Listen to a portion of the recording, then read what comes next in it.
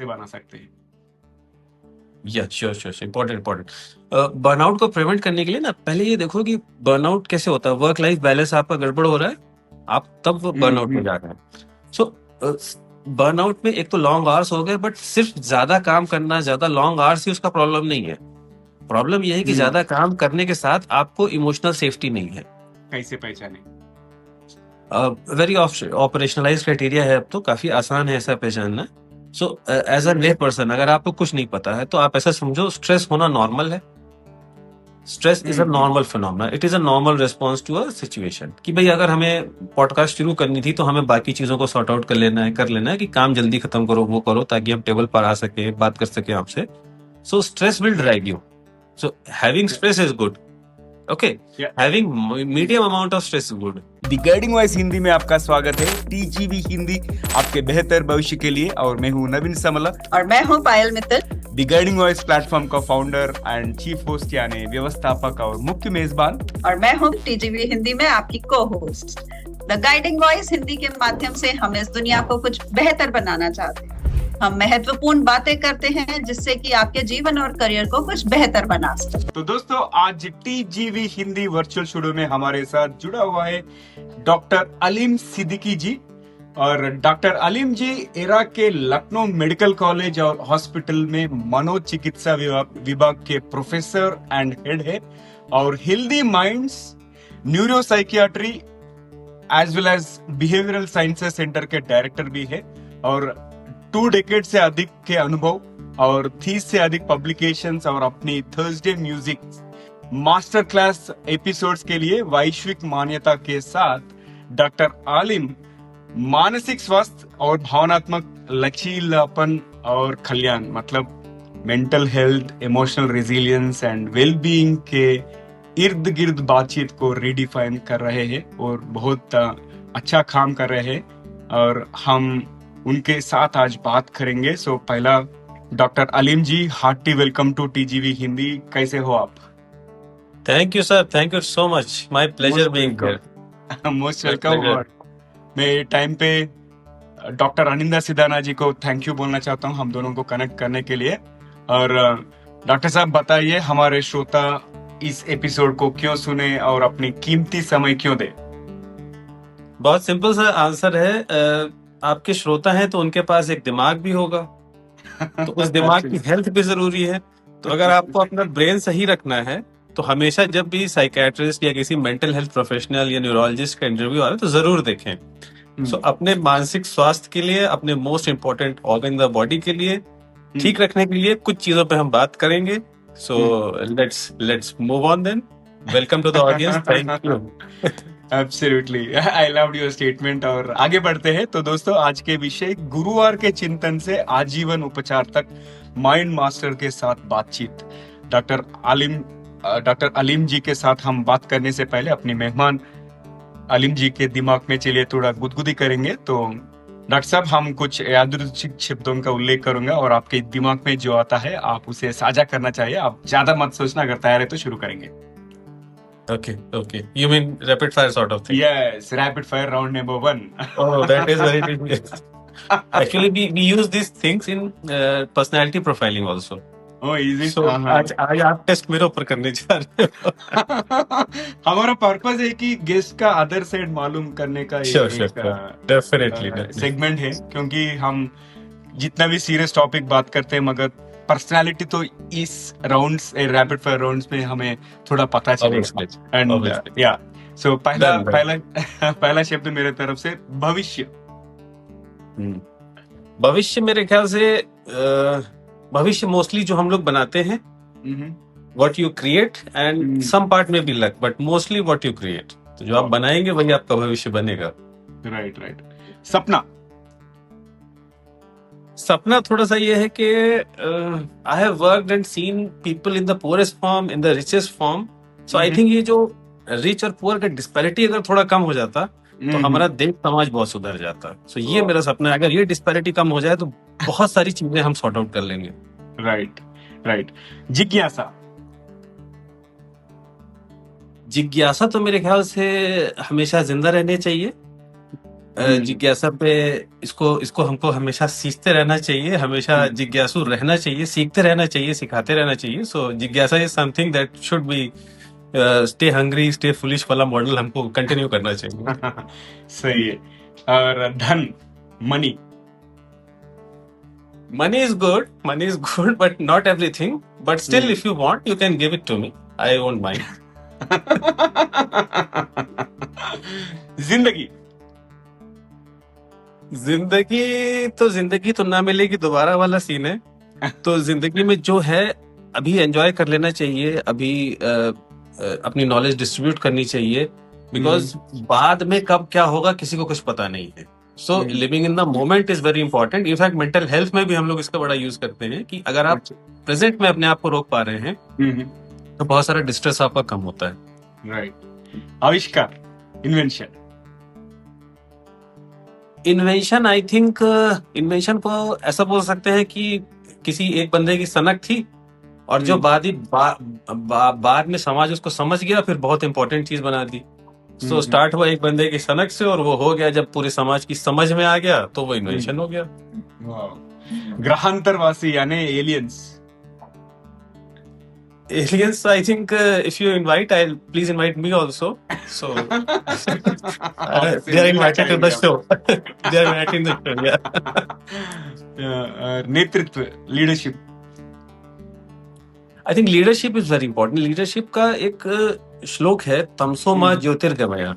That means अंधकार से प्रकाश की ओर ले चलो. तो लीडरशिप का मतलब ये होना चाहिए कि चीजों को मैनेज करना, डिफरेंट लोग हैं, डिफरेंट एस्पेक्ट्स हैं, उनको आप कैसे एक्चुअली ताना बाना एक में बुन के और एक सिस्टम में बना के और एक पूरा चीजों को जो चला पा रहे हैं. सो वो लीडरशिप होना चाहिए. लीडरशिप मीन्स सबको साथ लेके चलेंगे, सबके लिए अलग अलग रोल होगा और सबके लिए अलग रूल्स होंगे और अल्टीमेटली हम टीम प्लेयर सबको बना पाए.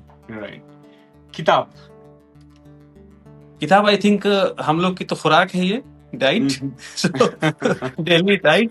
किताब in form of book reading, in form of audio books, in form of soft copies, sometimes pirated copies also. So I think इसको अगर आप चाहें तो हटा भी सकते हैं. कहीं से भी मिल जाए पढ़ लेना चाहिए. और आखिरी शब्द, सफलता, success. Success, I'll say success is temporary, just like failure. So change is permanent thing. तो सक्सेस आएगी, सक्सेस जा भी सकती है. सक्सेस आ रही है, वेरी गुड. फेलियर आ रहा है, not very bad. So success, failure, अच्छा बुरा दोनों में आप ऑप्टिमम रहिए. ये जाने रहिए कि चेंज है, आएगा जो जाएगा, साइकिल चलता रहेगा. सो इंस्टेड ऑफ एक चीज के बारे में बजाय हम साइक्लिकल फॉर्म में सोचें कि जो आ रहा है वो जा रहा है. बहुत ही क्रिएटिव है आपका आंसर्स और इंट्रीगिंग भी है. और पहला रैपिड फायर राउंड में पार्टिसिपेट करने के लिए बहुत बहुत धन्यवाद. दूसरा रैपिड फायर राउंड एपिसोड के अंत में rapid fire pass. So I'm passed in the rapid fire then? Absolutely. Distinction. Thank you. और डॉक्टर अलीम जी, हमारे सफर में जुड़ने के लिए बहुत बहुत धन्यवाद. और आगे बढ़ते हैं हम मेन स्ट्रीम क्वेश्चंस में. आपका गाइडिंग वॉइस कौन है? Guiding voice, I think guiding voice हम कहेंगे, इनफैक्ट जब भी हम किसी, जैसे मैं पेशेंट को देख रहा हूँ, अगर मैं क्लिनिक की बात करूं तो कोई भी मेडिकेशन या कोई भी थेरेपी कुछ भी प्रिस्क्राइब करने से पहले जो बेस्ट एथिकल स्टैंडर्ड्स हैं आई लाइक टू फॉलो, कि सबसे अच्छा क्या इलाज हो सकता है. दूसरा, जब कंफ्यूजन होता है तो मैं ये सोचता हूँ अगर इस पेशेंट की जगह मेरा पेरेंट्स या मेरा बेटा बेटी स्पाउस बैठा होता तो क्या मैं उसको ये एडवाइस करता. तो मैं यही एडवाइस करूं जो मैं अपने बच्चों को, जो अपने फैमिली मेंबर्स को दे सकता हूं. आई थिंक इस चीज का गाइडेंस जब भी हमको लगता है इधर उधर जा रहा है, कहीं से कुछ लालच आ रहा है, कुछ प्रॉब्लम आ रहा है, सो ये कंफ्यूजन क्लियर करने का बहुत ही चिलिंग आंसर मिलता है कि ये करना है, एकदम absolutely clear. So I think guiding voice एक ये होता है. दूसरा, जब लोग आते हैं और आपको बताते हैं कि हम इतने दिन से परेशान थे, इतने समय से दिक्कत था और अच्छा लग रहा है, अब ठीक है, तो वो मतलब वो जो पेशेंट आपको लर्निंग देता है वो एक बहुत अच्छा गाइडिंग वॉइस होता है. Right. Excellent. Hats off to you. और आगे बढ़ते हैं. आपके इस सफर में सबसे ऊपर ऐसे कौन से 3 चीज है जिसके वजह से आप आज इधर तक पहुंच सके? आपका सक्सेस मंत्रा के बारे में बताइए. सक्सेस तो अभी है कि नहीं पता नहीं, अभी तो हो सकता है शुरुआत है, आगे देखते हैं कहाँ तक नहीं पहुंच नहीं, आपके सकते पीछे जो अवार्ड बट जो व्हाट मेडल थे एवर ना सेड है। नहीं, आपके पीछे जो अवार्ड दिख रहे हैं ना, that says it all. Thank you sir, thank you so much. कुछ उसमें स्पोर्ट्स के हैं, कुछ एकेडमिक्स के हैं। So both I think success किसी भी एक बंदे का नहीं होता, it is always some sort of system that is building on. तो सक्सेस जब होता है तो इनिशियली आपको जो इनिशियल रोल था वो पेरेंट्स का मैं कहूंगा, फादर मदर, जैसे उन्होंने सपोर्ट किया कि अगर कोई मेरी शिकायत लेकर भी आता था तो बोला कि ना ना ना हो ठीक है, उसको कर दिया, ठीक है सॉरी बोल के भेज दिया, लेकिन मेरे को कभी ये नहीं बोला कि तुमने गलत किया, बस ये कहा कि सुधारना है, क्या सही कर सकते हैं। So always being supportive. तो ऐसे सपोर्टिव पेरेंट मिलना ये एक बहुत अच्छी चीज होती है जो आपका फाउंडेशन लेगा। Then comes school, college, teachers. I think जो हम लोग को टीचर्स मिले वो आई थिंक बाई लक बहुत अच्छे मिले। उन्होंने इतना पढ़ा, स्पेशली जब हम लोगों ने MBBS किया, फिर स्पेशलाइजेशन किया इन साइकियाट्री। सो वो जो टीचिंग एक्सपीरियंस था वो आउट ऑफ द वर्ल्ड था। डांट बहुत पड़ी, उस समय शायद खराब भी लगा, लेकिन बाद में अब समझ में आता है कि सर लोग जो बोल रहे थे that was good. So I think एक चीज ये रहती है। दूसरा एक बहुत बड़ा सपोर्ट रहता है जो हम लोग का ग्रुप ऑफ फ्रेंड्स है। So group of friends, I think I am blessed in that. मेरे स्कूल टाइम के भी फ्रेंड्स हैं, मेरे कॉलेज टाइम के भी फ्रेंड्स हैं, मेरे पोस्ट ग्रेजुएशन टाइम के भी फ्रेंड्स हैं, मोहल्ले में भी हैं, और जहाँ मैं काम करता हूँ वहाँ कोलीग्स हैं। So I am also office bearer of Indian psychiatric society, तो वहाँ भी सारे फ्रेंड्स ही फ्रेंड्स हैं। सो ये जो नेटवर्क ऑफ फ्रेंड्स है ये आपको बहुत ज्यादा स्ट्रेंथ देता है, और ये आपकी सक्सेस में बहुत रोल प्ले करता है कि जब हम डाउन हो रहे हैं, कुछ कंफ्यूजन हो रहा है, तो हम किधर जाना है। तो ये आपके जो कुलीग हैं, जो पीयर्स हैं, मेंटर्स हैं, ये गाइड करते हैं। दूसरा एक मैं ये कहूंगा कि मेरी जो हॉबी, एक साइड हॉबी कह सकते हैं, प्रॉब्लम सॉल्विंग। कोई चीज नहीं आती है तो उसको कैसे सॉर्ट आउट कर सकते हैं, ये करने में बहुत मजा आता है। सो आपने जो ऐप का नाम लिया था कि रिवर्स साइड ऐप है, कैसे करना है, कैसे, तुरंत मैंने उसको सॉर्ट आउट किया, सेट किया, रन करके देख लिया, बहुत मजा आया। So I am really enjoying being with you. Good one, good one. और आपका एटीट्यूड भी बहुत सही है। Like I like people of your nature, and और मैं भी बहुत एक्सपेरिमेंट करता हूँ, and I keep myself busy. I think अपना वाइब भी बहुत मैच हो रहा है। एंड डॉक्टर साहब, आप बताइए कि आप साइकियाट्री और मेंटल हेल्थ स्पेस में कैसे आए? लाइक व्हाट मोटिवेटेड और what inspired you? Okay, so I think 2 step process था। पहले तो यूजी करना, उसके बाद साइकियाट्री में जाना। सो आई थिंक MBBS में जाने का जो बेसिस ले हुआ वो मेरी दादी से था। सो शी यूज्ड टू से कि हमारा पोता डॉक्टर बनेगा, and she used to whisper that in my ear. मैं उनके साथ बैठता था ऑलवेज, ऑलमोस्ट डेली, कि मेरा पोता डॉक्टर बनेगा। So when things came around class 12, so I was good in maths also, I was good in bio also, so in arts also, सब में ठीक ठाक था, कहीं भी जा सकते थे। बट अल्टीमेटली जब हुआ कि अब क्या करना है, so आई थिंक अनकॉन्शियसली वो फाउंडेशन ले हो गया था कि डॉक्टर बनना है। सो जॉइंड MBBS। आफ्टर MBBS जब जी करने का आता है तो उसमें साइकियाट्री एक ब्रांच ऐसी है कि it is very still evolving, कहेंगे बहुत मेच्योर ब्रांच नहीं भी है, स्टिल इवॉल्विंग ब्रांच है।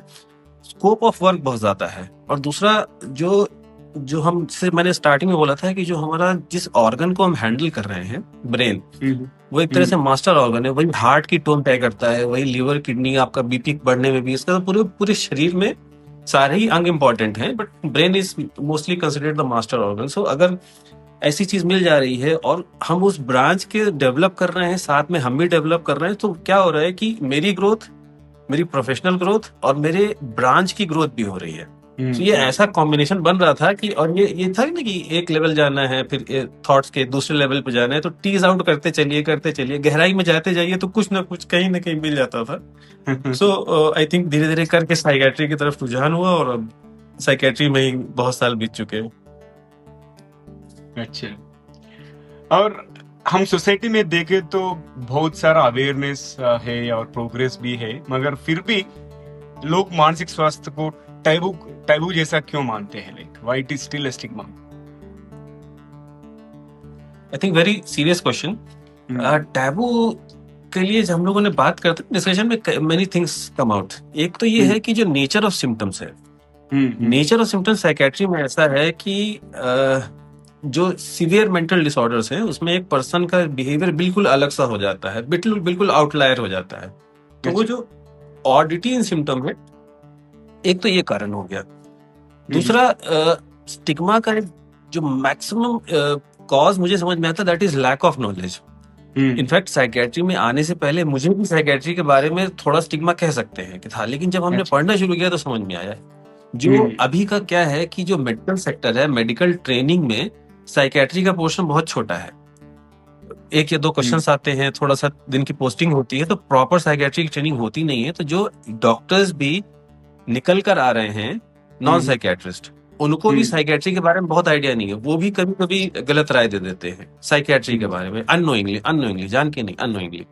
सो lack of knowledge in public sphere, lack of knowledge in medical profession also. So in fact as a society we are struggling, we are trying with the government की psychiatry को एक proper subject दिया जाए MBBS में, ताकि एक MBBS बंदा जब बाहर निकले तो वो साइकेट्री के बारे में सही चीजें जानता हो। तो ये चीजें हैं। और फिर जैसे जैसे सोसाइटी और वो जो ना मूवीज में और स्टिग्मेटाइज कर करके उसको स्टोरी हमको बनानी है, तो स्टोरी में हमें ड्रामा चाहिए, इमोशन चाहिए, तो ड्रामा इमोशन इसमें भी साइकेट्रिक एस्पेक्ट का मिसयूज हुआ है। बहुत बार ईसीटीज का बहुत गलत तरीके से पोर्ट्रेयल हुआ है। तो इनफैक्ट मैं जब किसी से इन जनरल पूछेंगे लोगों को तो ईसीटी एक बहुत बुरा इलाज बोलेंगे, बल्कि ECT electroconvulsive therapy is one of the best, most safest और सबसे अच्छा आउटकम वाला थेरेपी है। लेकिन इतना बैड प्रेस उसका हो गया है, बैड यूज भी हुआ, बैड प्रेस हुआ, तो वो गड़बड़ हो गया। तो I think nature of illness, lack of knowledge in every sphere, और उसको यूज किया गया है साइकेट्री को, कहीं कहीं मिस यूज भी किया गया साइकेट्री को। अच्छा। कहीं कहीं पे जब आप पढ़ोगे तो डिक्टेटरशिप्स हैं, अगर आपको ओपोनेंट को डिस्ट्रॉय करना है तो आपने उसको धीरे धीरे ब्रांड करा दिया और कर दिया, तो जहाँ मिसयूज भी हुआ है साइकेट्री का। सो आई थिंक ये सारी चीजें मिला के साइकेट्री खराब करती हैं, लेकिन हम और आप मिलकर कोशिश करते हैं इसको ठीक कर लिया जाए। राइट। और आज के यूथ में, युवा पीढ़ियों किन मानसिक चुनौतियों से सबसे ज्यादा जूझ रही है? We are talking about the young population, I think. Yes, young Yes, sir. Population. हाँ, यंग पॉपुलेशन आई थिंक, मेरे अपने जो क्लिनिकल एक्सपीरियंस है, जो लोगों से सुनते हैं, सबसे कॉमन चीज जो पेरेंट्स आके बताते हैं कि सर ये रात भर जगता है और फिर दिन भर सोता है। एक तो ये बड़ी समस्या हमको मिलती है। रिवर्स स्लीप पैटर्न बच्चे यूज कर रहे हैं। दूसरा फिर फोन बहुत यूज करता है, और फोन लेने को फोन को छीनना चाहते हैं, तो फिर लड़ाई झगड़ा होता है, फिर वो कहता है कि मैं ऐसा हो जाएगा, वैसा हो जाएगा। So, एक तो ये चीज है। दूसरा जो यंग लोगों में आई थिंक जो स्ट्रेस कोपिंग है, जनरेशन वाइज हम देखेंगे ना, तो generation to generation stress coping का थोड़ा सा कम ही दिखता है। रेजिलियंस जो है वो कुछ कम दिखता है, कि जैसे लड़ाई झगड़ा हो गया, इश्यूज को हैंडल करना हो गया, ये जो एबिलिटी टू हैंडल स्ट्रेस, ये अभी की जनरेशन में कम दिखता है एज कम्पेयर टू जब हम लोग इस एज में थे, और एज कम्पेयर टू जब हमारे पेरेंट्स उस एज में थे। तो वो मेरे ख्याल से वो और भी उनके ऊपर उतना कंट्रोल नहीं था, फ्रीडम थी, ज्यादा थी। तो जैसे जैसे हमारी सोसाइटी इवॉल्व हो रही है, हम थोड़े से फ्लरिश कर रहे हैं, ज्यादा वेल टू डू हो रहे हैं, तो हम चाहते हैं कि हमारे बच्चे प्रोटेक्टेड रहें। अब हमने प्रोटेक्ट करके तो रख लिया बच्चों को। प्रोटेक्शन का नेगेटिव एस्पेक्ट ये हो रहा है कि अब उसको कोई एक्सपोजर है ही नहीं, ना सुनने की आदत है ही नहीं। तो उसने फोन मांगा, उसने टॉफी मांगी तो दे दिया। जब उसने गर्लफ्रेंड मांगा तो आप कहाँ से लाके दोगे? गर्लफ्रेंड तो छोड़ के भाग गई। तो अब ना कैसे ना सीखना आपको आएगा नहीं। हाँ, ये दिक्कत एक्चुअल प्रॉब्लम है ये, कि ना सुनना, नहीं सुनना पता नहीं है, अब वो हैंडल नहीं हो रहा है, तो अब दिक्कत होने लगती। तो आई थिंक ये चीजें हैं। एडिक्शन का पोटेंशियल बढ़ रहा है, बिकॉज जो लोग एडिक्शन पेडलिंग करते हैं उनको एक नई पॉपुलेशन मार्केट चाहिए, तो ये एक नई पॉपुलेशन, तो ये कुछ नई नई चीजें हैं। इन एडिशन टू उसके साथ साथ जो anxiety, depression, OCD, suicidal thinking, ये सारी चीजें तो रहती हैं। जो मैंने बाकी पॉइंट्स बताए, ये मुझे वो लग रहा है कि जो ये हमको अब नई देखने को मिल रहे हैं। तो ये सारी चीजें हैं। इससे अगर यूथ अवेयर रहेगा तो I think they will be able to help themselves. और आपका world record holding Thursday musings initiative के बारे में बताइए। आइडिया कैसे आया आपको और क्या करते हैं आप उसमें? आइडिया बिल्कुल भी वर्ल्ड रिकॉर्ड बनाने का नहीं था। आइडिया बस ये था कि हम लोग बोर हो रहे थे कोविड में, कोविड लॉकडाउन में। तो पहले ये हुआ कि खाना बना ले, फिर ये हुआ कि पुरानी चीज कर ले, ये कर ले, वो कर ले, लेकिन कुछ मजा नहीं आ रहा था। सो बिकॉज एकेडमिक्स थोड़ा हम लोग का टच रहता है, तो हम लोग कुछ ग्रुप्स है, व्हाट्सएप ग्रुप, तो उसमें डिस्कशन हुआ। तो एक बार ये हुआ कि चलो ऐसा करते हैं कि घर में बैठ के हम वेबिनार तो शुरू कर सकते हैं। शुरू किया तो बहुत मजा आया भाई। उसमें क्या हुआ कि वेबिनार में एकेडमिक डिस्कशन भी हुआ, कुछ बातचीत भी हुई, तो जो लोग पूरे इंडिया भर से जुड़ रहे हैं, तो ऐसे करके प्रोसेस शुरू हुआ। शुरू Right. होने के बाद एक चीज ये समझ में आई, एकेडमिक्स के दो फॉर्म समझ में आए। एक तो फॉर्मल टीचिंग जो हमारे क्लासरूम में होती है, अच्छा। और एक लेस देन फॉर्मल, जैसे हम वेबिनार में बात कर रहे हैं, जैसे अभी कुछ बात कर रहे हैं, तो हमने हर चीज बिल्कुल स्ट्रिक्ट उसमें नहीं जाके उसको थोड़ा सा डाइल्यूट करके, उसको थोड़ा सा मोर पैलेटेबल बना के, उसमें नंबर्स के ऊपर स्ट्रिक्टनेस करने के बजाय हमने कॉन्सेप्ट पे बात करी। सो क्या हुआ कि लोग उसमें जुड़ते चले गए और फिर हमको भी मजा आने लगा। तो पहले तो हम लोग स्पीकर्स को ढूंढते थे, तो अभी तो ये हाल है कि स्पीकर्स हमको ढूंढते हैं कि सर अब हमारा भी उसमें करा दीजिए। हमने कहा मोस्ट वेलकम सर, आइए। सो इस तरह से वो चलता चला गया।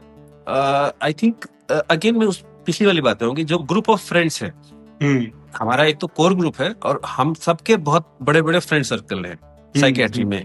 तो उसमें हमको स्पीकर ढूंढना, चेयरपर्सन ढूंढना हमारे लिए कोई बहुत दिक्कत नहीं थी। तो ऑलरेडी हम सबको जानते थे, उसको फोन किया कि भाई आज तू आ जा, मैडम आज आप आ जाइए। सो ये करते करते वो बनता चला गया। एक बार वो प्लेटफॉर्म बन गया तो अभी क्या होता है कि इंडिया में 8 बजे थर्सडे को 8 बजे कोई भी वेबिनार नहीं रखा जाता, बिकॉज एवरीवन नोज कि साइकेट्री में थर्सडे म्यूजिंग्स होगा। सो ये हो गया। उसके बाद nearly 90,000 people we have logged into that series अभी तक। तो 90,000 लोग उसमें ऑलरेडी ज्वाइन कर चुके हैं, मेंटल हेल्थ प्रोफेशनल्स। तो अभी हम यूएस, यूके, ऑस्ट्रेलिया, कनाडा, ये सारे स्पीकर भी आ रहे हैं, लोग मिल रहे हैं।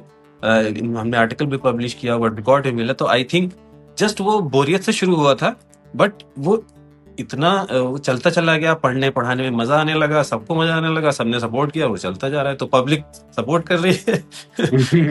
We are enjoying the academic fees. Super. और मेंटल स्ट्रेंथ भी हम फिजिकल फिटनेस जैसा डेवलप कर सकते हैं क्या? What's your take on that? Yes, I think very important question. इसके 3 आंसर हैं। Yes, इसके 3 टेक हैं। Number 1 is yes, number 2 is yes, and number 3 is yes. So we can definitely do that. Yes, बिल्कुल कर सकते हैं। I think mental health को आप ऐसे देखिए ना कि जैसे mental health is not just absence of illness, it is presence of mental fitness. तो mental fitness का मतलब कि आप सब तरीके से ठीक हैं, सारे आपके सिस्टम्स ठीक चल रहे हैं। So mental strength बनाने के लिए जो कुछ चीजें हैं जो बड़ी कॉमन सेंस सी हैं, बहुत आम सी लगती हैं, और ये बहुत बढ़िया चीजें हैं। सबसे इंपॉर्टेंट है आपका रेस्ट। मेंटल स्ट्रेंथ को हम कर सकते हैं कि नहीं, तो 3 आंसर्स हैं। Number 1 is yes, number 2 is yes, and number 3 is yes. बिल्कुल किया जा सकता है। बहुत ही इंपॉर्टेंट क्वेश्चन है ये। हमारा जो ब्रेन है ना, ब्रेन का कॉन्सेप्ट ये है कि प्लास्टिक होता है। कि पहले शुरू में ये कॉन्सेप्ट था कि ब्रेन में जो चीज है वो चेंज नहीं हो सकती, but now the concept is brain will evolve itself, brain will realign itself, neuroplasticity होगा based on internal external factors.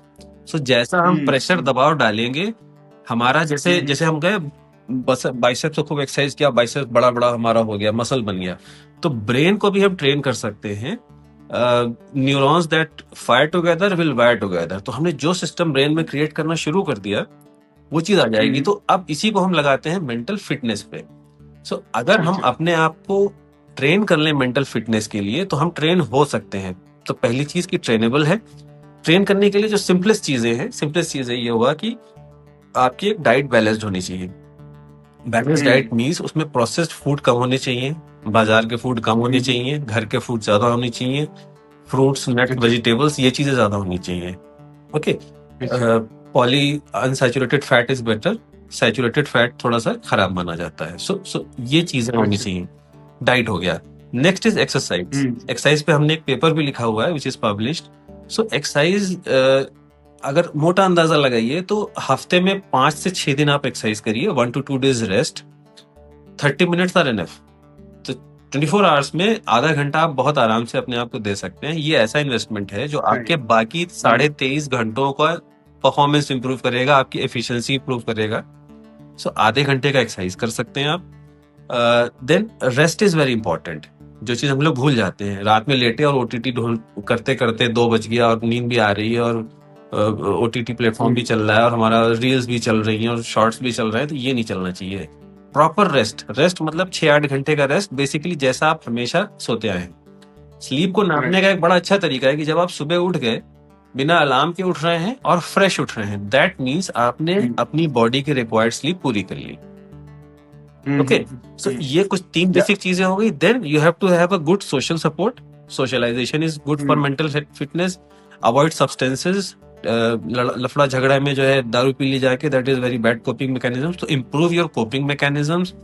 Then practicing mindfulness, practicing journaling, having gratitude. So all these things, जितना आप समाज को देंगे उतना आपको अच्छा लगेगा। सो ये सारी चीजों का बैलेंस रखना चाहिए, वर्क लाइफ बैलेंस आप रखना है। तो अगर आप इन चीजों को फॉलो कर रहे हैं तो जो आपकी मेंटल फिटनेस थी उसमें एटलीस्ट कुछ डिग्रीज आप जरूर इंप्रूव कर सकते हैं।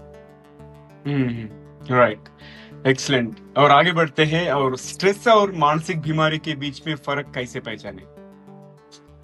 वेरी ऑपरेशनलाइज क्राइटेरिया है, अब तो काफी आसान है ऐसा पहचानना। सो एज अ ले पर्सन, अगर आपको कुछ नहीं पता है तो आप ऐसा समझो, स्ट्रेस होना नॉर्मल है। Stress is a normal phenomena, it is a normal response to a situation. कि भाई अगर हमें पॉडकास्ट शुरू करनी थी तो हमें बाकी चीजों को सॉर्ट आउट कर लेना है कि काम जल्दी खत्म करो, वो करो, ताकि हम टेबल पर आ सके, बात कर सके आपसे। So stress will drive you. So having stress is good. Okay, Yeah. having medium amount of stress is good. Mild medium amount of stress is good. Stress बहुत कम हो जाएगा तो हमको कोई मतलब ही नहीं है, फिर तो हम किसी को मतलब नहीं है, हम जाएं नहीं जाएं, ऑफिस जाएं नहीं जाएं, लेजी बन गए। स्ट्रेस जब ज्यादा हो जाता है, स्ट्रेस ज्यादा होने के बाद फिर वो क्रिपलिंग हो जाता है, ओवरवेलमिंग हो जाता है। तो क्रिपलिंग ओवरवेलमिंग का डेफिनेशन ये हुआ कि जब आपके जो सिम्टम्स हैं, जो उलझन, घबराहट, बेचैनी, उदासी, जो नॉर्मल है, जो सबको होते हैं, गुस्सा आना, खुशी होना, गम होना, सबको होता है, ये चीजें इतने अमाउंट में हो जाएं कि जरूरत से ज्यादा है, तो इसका सीवियरिटी ज्यादा हो जाए, या ऐसे समय तक, इतने दिन तक रह रहा है कि ये ठीक नहीं हो रहा और ये 10 दिन, 15 दिन, 20 दिन चले जा रहा है, तो डायग्नोस्टिक क्राइटेरिया में हर डिसऑर्डर का कुछ कुछ ड्यूरेशन डिस्क्राइब्ड है। तो सिम्टम होना चाहिए नंबर 1, नंबर 2 सीवियर एनफ होना चाहिए, नंबर 3 उसमें ड्यूरेशन कुछ खास समय तक, मिनिमम क्राइटेरिया है कि एटलीस्ट इतने दिन चले।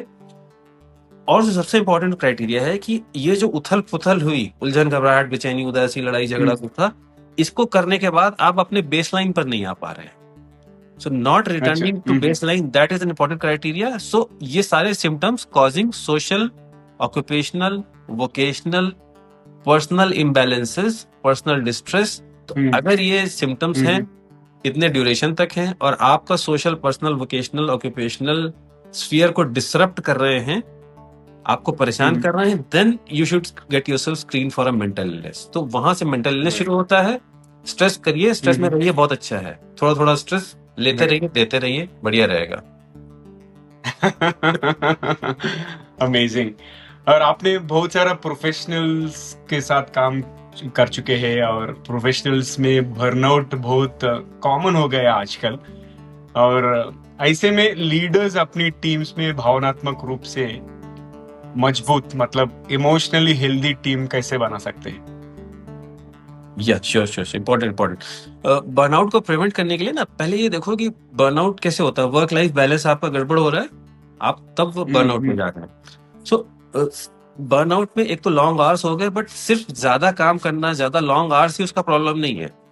प्रॉब्लम यह है कि ज्यादा काम करने के साथ आपको इमोशनल सेफ्टी नहीं है, आपको फियर ऑफ बीइंग जज्ड है, या आप काम कर रहे हैं, करे जा रहे हैं गधे की तरह, आपको समझ में नहीं आ रहा है कि ये क्यों कर रहे हैं हम, लैक ऑफ मीनिंग है। तो लीडर का रिस्पॉन्सिबिलिटी क्या होना चाहिए कि आपको मीनिंग, उस जो एक्टिविटी हो रही है, जो एक्सेसिव एक्टिविटी है, वो वहां पर मीनिंग आना चाहिए। दूसरा, जो इमोशनल डिस्ट्रेस है वो हैंडल करना लीडर को आना चाहिए। साइकोलॉजिकल सेफ्टी लीडर को प्रोवाइड करना चाहिए, जैसे कि अगर कोई प्रॉब्लम हो रही है किसी को, तो आप उससे एक्चुअली सुने, और उसके साथ एक्चुअल ह्यूमन इंटरेक्शन होना चाहिए। वो जो फर्जी एचआर के गेम्स होते हैं, वो उसका मेरे ख्याल से बहुत इंपॉर्टेंस नहीं है। आपने गेम्स किया, करना है क्योंकि सिलेबस में है, इतने एक्टिविटी करनी तो कर डालिए, उससे फर्क नहीं पड़ेगा जब तक दिल से दिल नहीं मिलेगा।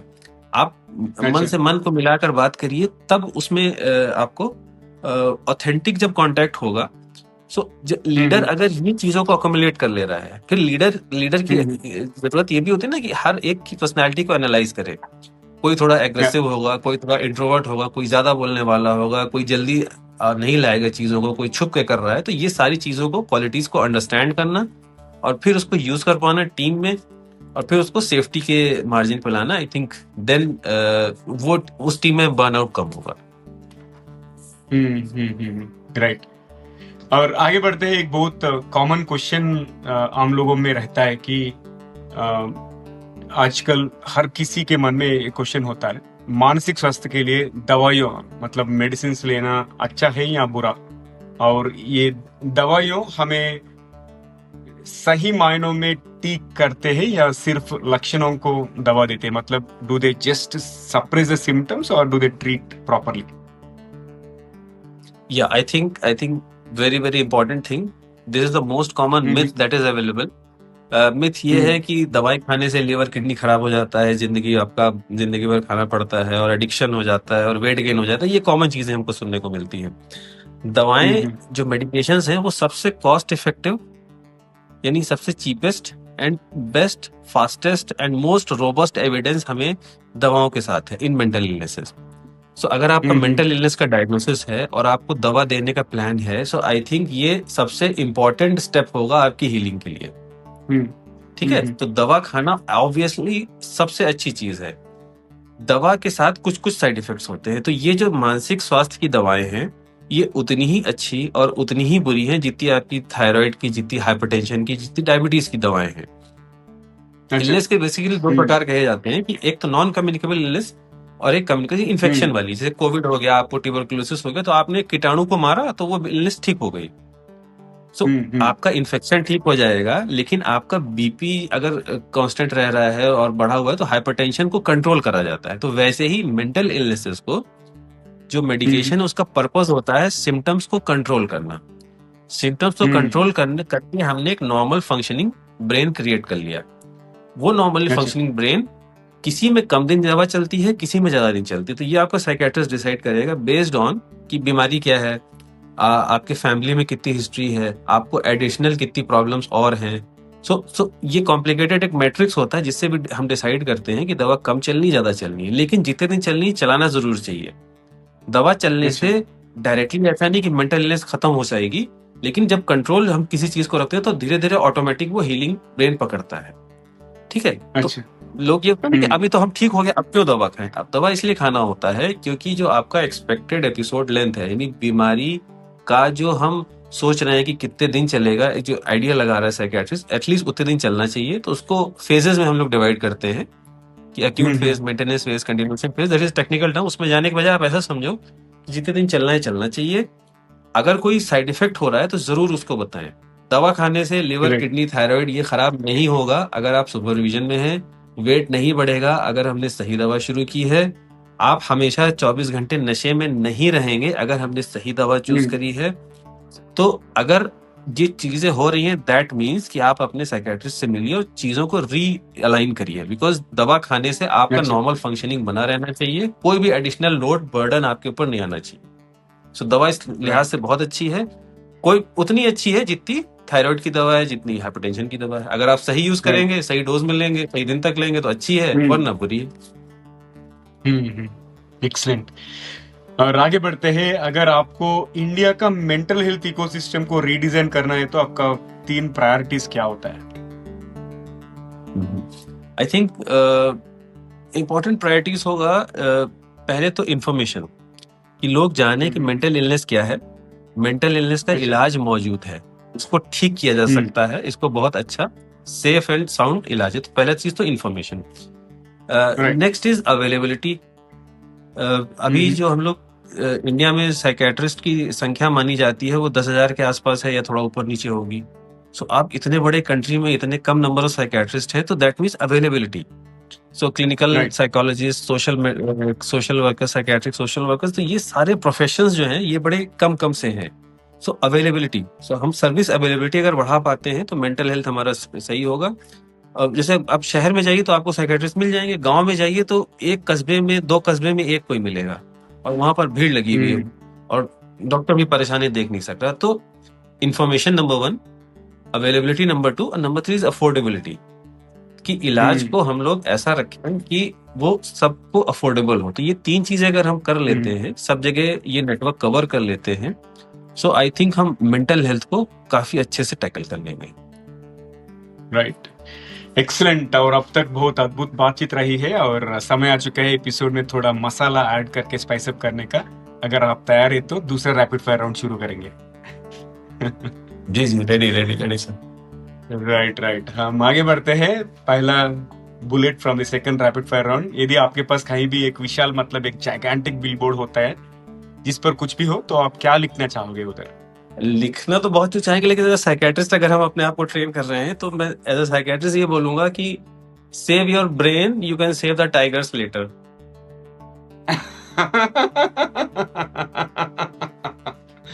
अमेजिंग।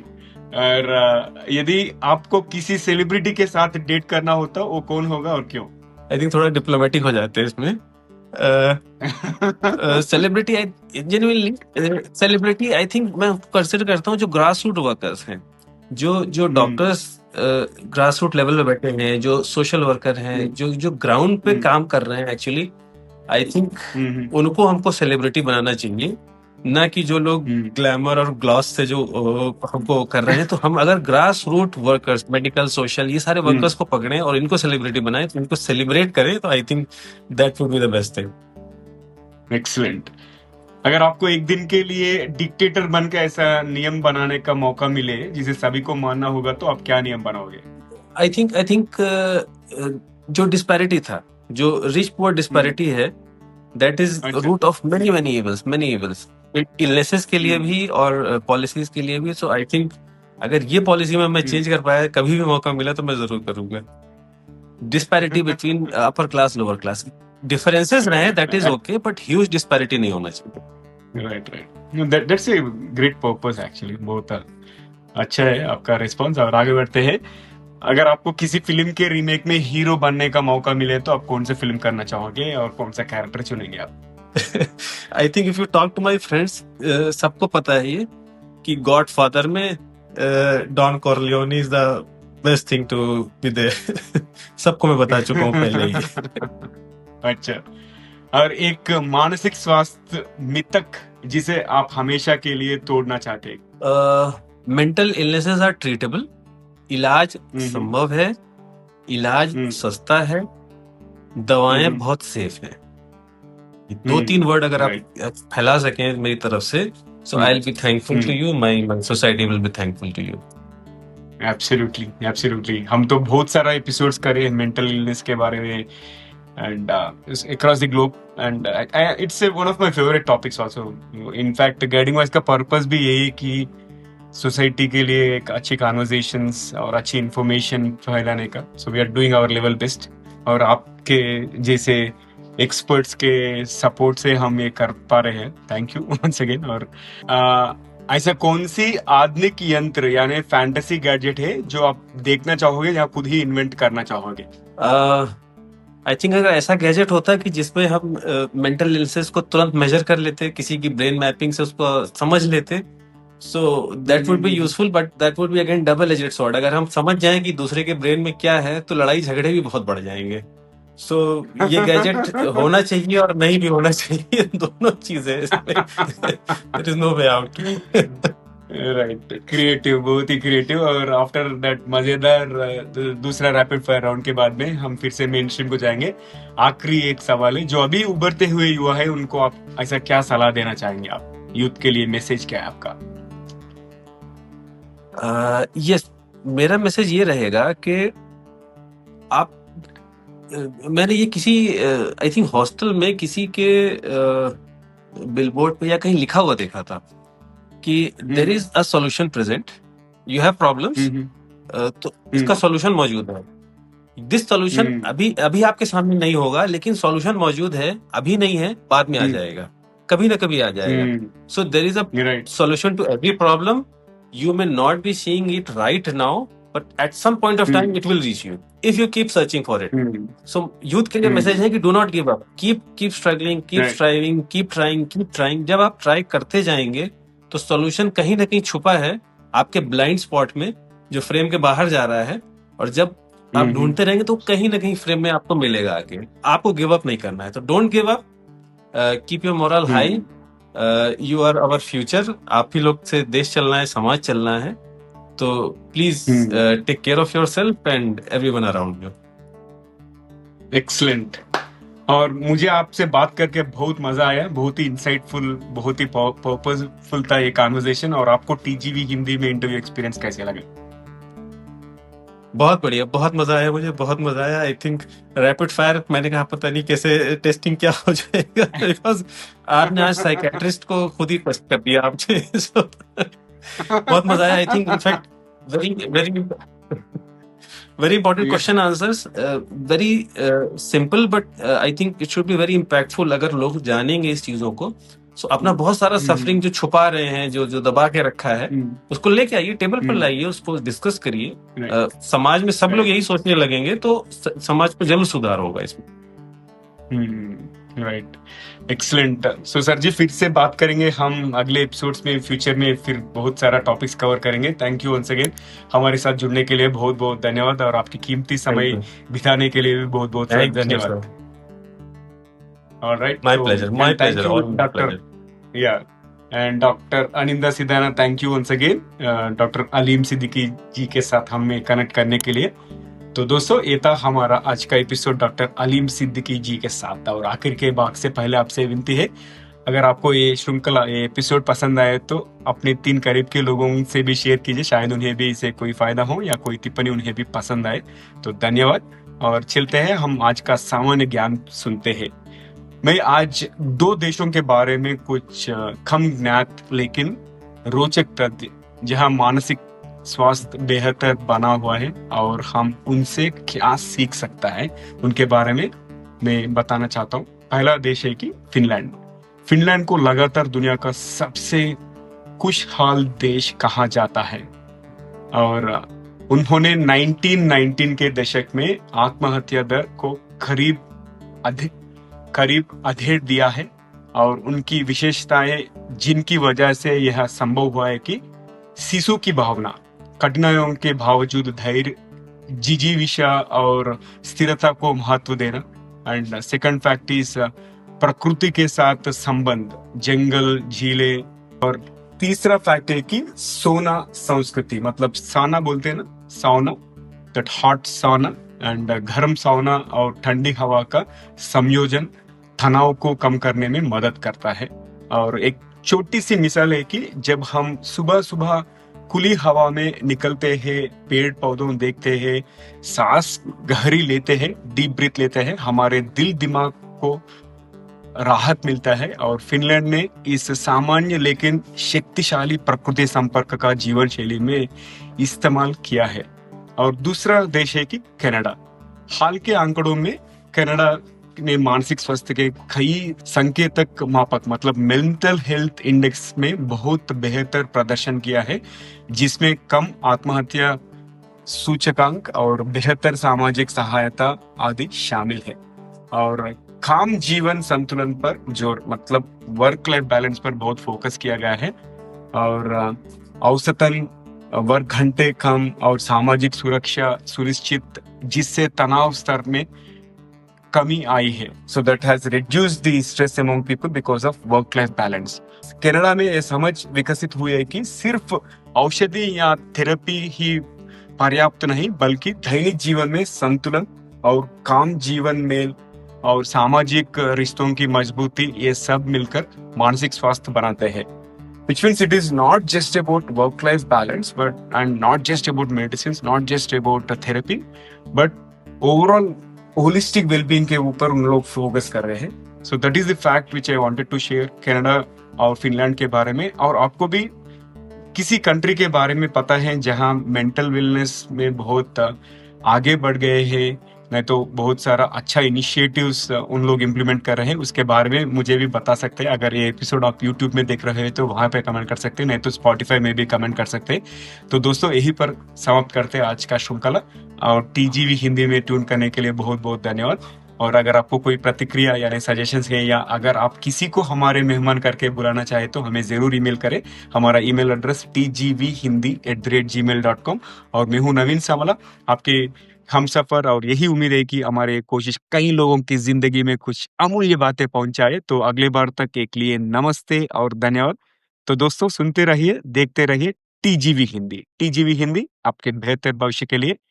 फिर से अगले एपिसोड में दूसरे मेहमान के साथ मिलेंगे। जब तक take care, love you all, bye bye.